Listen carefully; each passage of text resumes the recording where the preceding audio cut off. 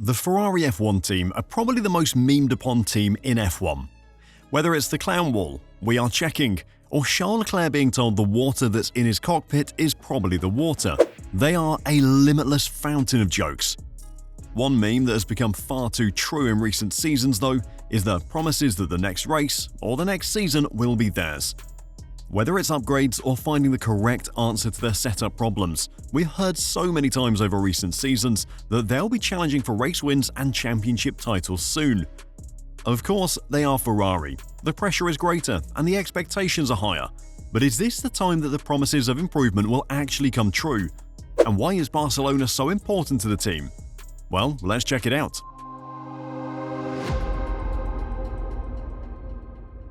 Last season, Charles Leclerc made history in Monaco by becoming the first Monegasque to win the Monaco Grand Prix.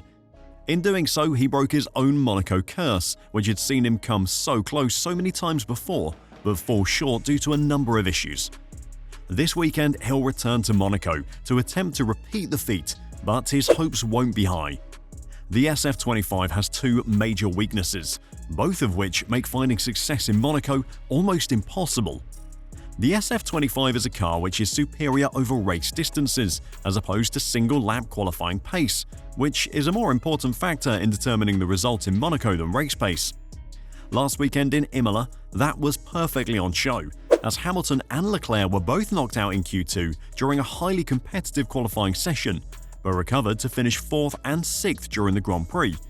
That race pace will be useless around Monaco though, where overtaking is essentially impossible. The second major weakness of the SF25 is its low-speed cornering ability.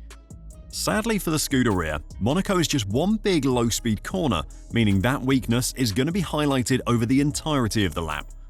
If qualifying in Imola was bad, Monaco could expose Ferrari in the worst possible way. The team are obviously aware of this, but by the sounds of things, they don't really have a plan to resolve the problems for this weekend's Grand Prix. Fred Vasseur said, "It's clear we are trying to extract the best car on Saturdays, and in the last 2 weekends, we didn't have strong pace, but we can't find the reasons. For sure, we need to put all of our efforts into this, but next weekend in Monaco on Saturday evening, it will almost be done, and that means we have to have much more performance on Saturday. One thing that might help Ferrari is that they can just go all in on a qualifying setup. They don't need to worry about how the car performs during the race. It could destroy a set of hard tyres in 2 laps, and it wouldn't matter, because in Monaco you can drive as slow as you like and no one can overtake you. Ferrari also don't have to worry about finding slow-speed performance without compromising the high-speed performance, because there isn't any high speed in Monaco." When asked if Monaco's exclusively slow nature might allow Ferrari to shift focus onto creating a better setup rather than having to create a balance which mitigates between the car's strengths and weaknesses, Charles Leclerc said that the lack of compromise may help the team find something positive. "In Monaco, it's also so unique and so different than anything we've raced on over the season. But we can have a bit of a surprise once we put the car down tomorrow. I hope it'll happen." Ferrari might turn up in Monaco and surprise everyone. They might overcome their seemingly insurmountable shortcomings. Despite appearing to have the worst possible weaknesses to try and find success in Monaco, they could turn it around. That is peak Ferrari hopium, but nowadays, that's what the team seems to exist on. And at the moment, Ferrari are selling hopium at a major discount, with big promises about what might happen at the Spanish Grand Prix next week. But before I talk about that, if you're enjoying the video and want to catch all the news and analysis from the upcoming F1 season, then make sure to give this video a like and subscribe to F1 Reverse. Thanks a lot.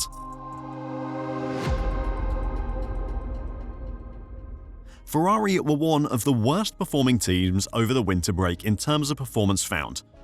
The average gap to the McLarens this season has been 4 to 5 tenths, while at the end of 2024 it was around a tenth. They came into the season with a car that was, in Fred Vasseur's words, 90% different. In theory, that could be great. If you change 90% of the car and all those changes improve it, then you're probably going to be going a lot faster. But if you change 90% of the car and it doesn't all improve the car, you end up where Ferrari are now, with a car that they don't fully understand and a lot less performance than they had last year. Of course, hindsight is 2020, and they wouldn't have made the changes unless they saw an avenue to find performance. With that in mind, they are still bringing plenty of upgrades, chasing that performance that they must have seen when deciding their off-season development before this season began. Among the most important and longer-awaited upgrades that are imminent to the SF25 is the modified rear suspension. It's passed the dynamic dyno testing and is being tested in the wind tunnel in Maranello at the moment.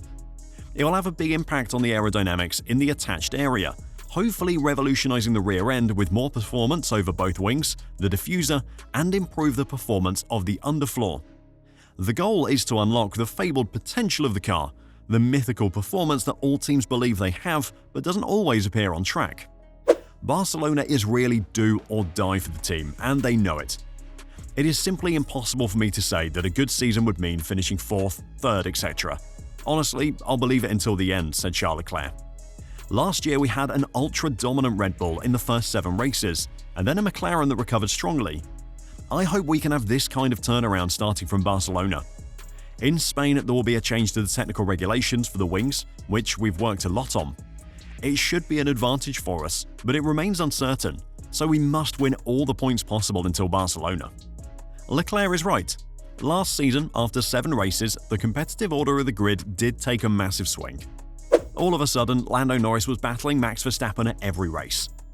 However, the advantage the Dutchman had built over those 7 races was far too great for Norris to overturn, and eventually he fell 64 points short of winning the championship. After the 7th round of the 2024 season, Norris was 60 points off Verstappen. If Hamilton and Leclerc were to challenge for a Drivers' Championship this season, they would need a far bigger performance swing than McLaren had last season. After 7 rounds of this season, Hamilton is 93 points short of the championship leader Piastri, and Leclerc is 85. And Ferrari are also expecting their performance swing to come a race later than McLaren's did. Also, looking back at last year again, Ferrari fitted an upgrade in Barcelona which actually made their car significantly worse, and eventually they had to take it off the car completely. Ferrari may be trying to give hope to their fans, but if they're serious about not giving up on this season, then this Barcelona upgrade is going to have to find some incredible performance. As Leclerc said though, they're also banking on the technical regulation changes to the wings helping them out as well. It really is the last hope for the team if they want to get anything out of this set of regulations, where they've been so close to competing for a world championship, but also never close enough. In Barcelona, the FIA introduces stricter load tests for the front wings. Then the flexi-wing magic of some teams is expected to end. Barcelona will be an important test of our position. The rule change will have an effect on all cars, Leclerc believes. We'll have to wait and see whether we benefit from it or not. I actually think we shouldn't be too affected by it. If it affects the others more, we might be able to narrow the gap a bit. It's more hopium from Ferrari in truth. If any team is still making use of a flexible wing, then they should be well prepared for the change of rules and have new parts ready already. They may be offering promises of better performance, but until they can actually prove it, it's impossible to believe. Do you think Ferrari still has a chance this season? Or are all these promises of improvement just giving their fans false hope? Let me know your thoughts in the comments down below, and until next time, drive safe and bye for now.